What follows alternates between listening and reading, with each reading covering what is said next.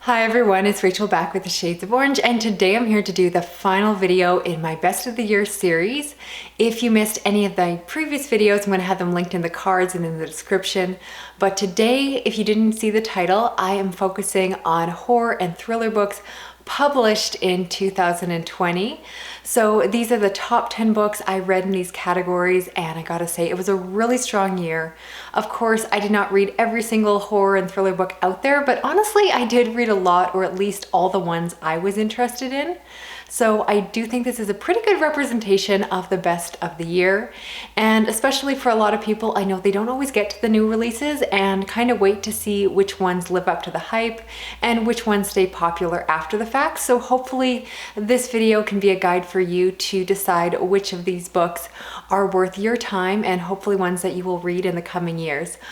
I've got some great books to talk about. I'm really excited to get through this list, so let's get started. Now, I have attempted to rank these books, but it's basically ranked off of my enjoyment, and I'm sure that if I redid this video a few weeks from now, I would be slightly reordering this, but it gives you an idea of which of these books are my top ones. But if they're on this list, it does mean that I did enjoy it and I do recommend it. So even at number 10, I am very excited to tell you about Mexican Gothic by Silvia Moreno Garcia, which of course is a historical horror novel that is set in Mexico, as the title would suggest, and it follows a woman named Noemi who goes off to check on her cousin because she gets a disturbing letter and worries that her husband is possibly not taking very good care of her and something might be wrong. And so she goes to the house to find out what is happening, and strange things go from there. Now, this book would be higher up on this list if I enjoyed Gothic fiction, but it's really not my subgenre.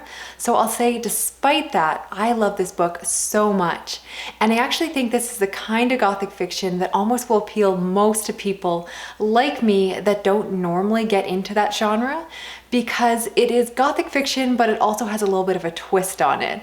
And part of that is the fact that it does have that diverse background. Gothic fiction tends to be very white. And this, of course, brings in a Mexican undertone, a lot of things that were new to me. And I really did enjoy getting to read about a different culture, something that is very different from my own experience. Probably the strongest aspect of the story is the character of Noemi, who is this incredibly strong young woman, but she is also very feminine, and I don't think people really mention that enough, but she is a socialite, and so she likes to wear fancy dresses, but at the same time she is very smart and speaks her mind. And I really love that you actually get to have a character who is a strong woman, but she does not have to push away her feminine enjoyment of makeup and dresses and all of that. And I really did like that balance in her character, because I know so many women like that, and I just think that it really pushes against a lot of stereotypes in society about what it means to be a strong woman.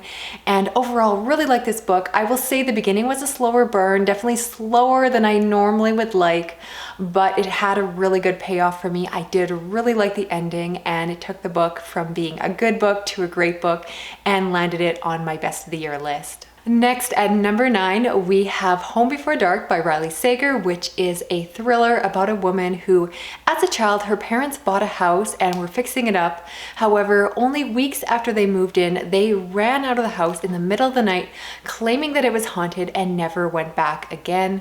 Now, as an adult, this woman is going back to the house to fix it up and hopefully sell it, but at the same time, she uses the opportunity to revisit her past because she was a very young child when this all happened. And so she's trying to piece together what really happened, because her father made a lot of money off of a book he wrote about the experience, but she never really believed it was true.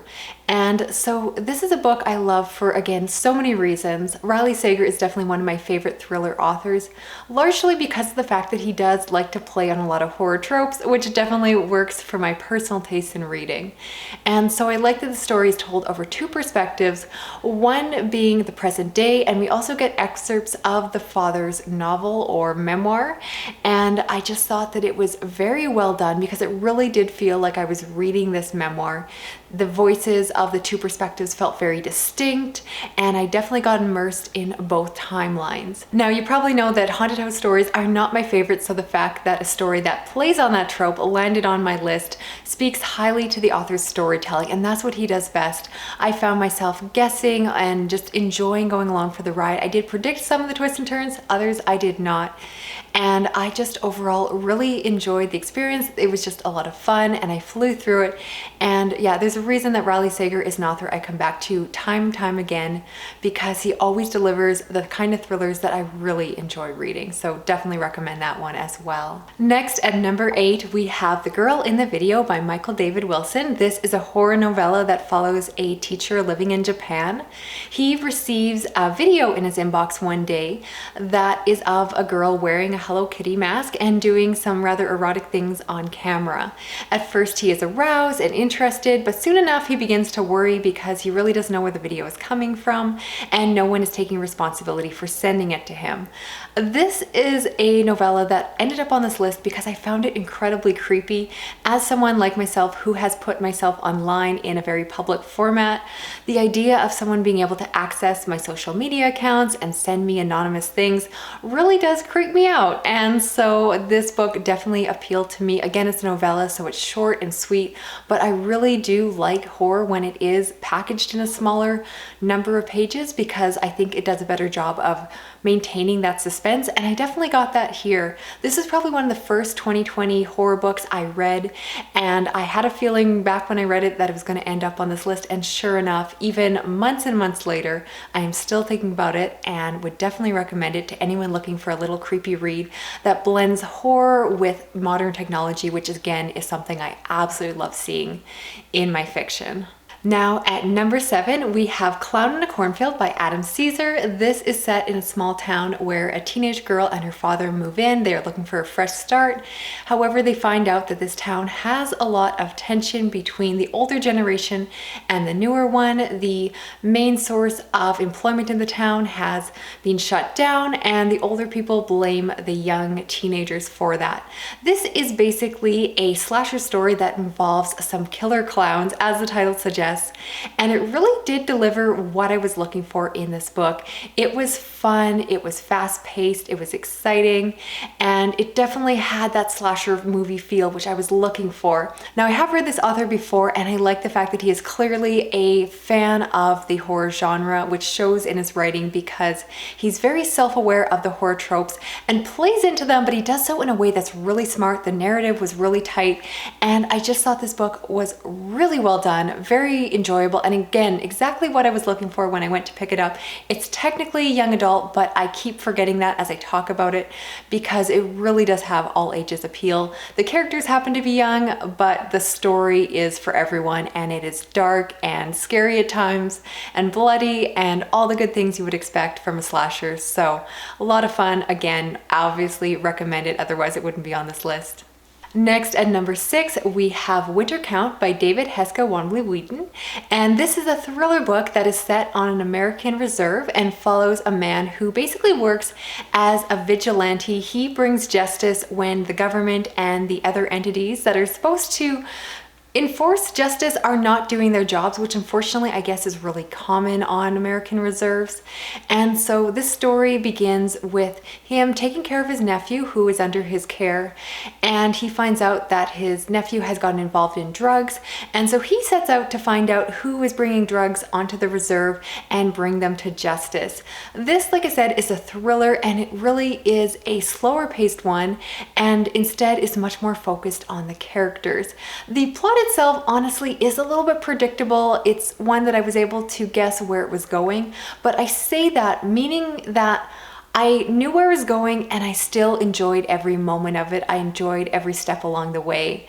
And for me, I got pulled into the story because I found the characters to be so likable and relatable. And as someone, I've said this before, that gets to work with the Indigenous population of Canada, I really do enjoy getting that Indigenous perspective, especially from an own voices person like the author here. And I just like the fact that this was a very honest experience of what it would be like to be on that reserve. And you get to see the good and the complicated and all of that. And at the same time, while this book was slower for the most part, it definitely has some kick butt moments. The main character is really tough, and towards the end there is a really exciting climax, and it was just a lot of fun. It really gripped me in. And again, if you're just looking for a very classic thriller, this is an excellent new release to check out. I thought it was fantastic. And again, one I'm still thinking about months after I read it because it really left a big impact on me. Now, moving on to number 5, we have Survivor Song by Paul Tremblay, which is an apocalyptic novel that is set in a world where there is some kind of pandemic or virus that has broken out and people have zombie-like symptoms. Specifically, the story follows a young woman who is forced to go on the run when she is attacked in her home. She is pregnant and enlists the help of her friend who's a medical professional, and they go off to try to find help, to try to find a hospital. Now, I'm actually someone who does not normally like apocalyptic fiction. However, this one worked very well for me, and the large fact is that it's written by Paul Tremblay, who, if you don't know, has a good reputation for taking different subgenres of horror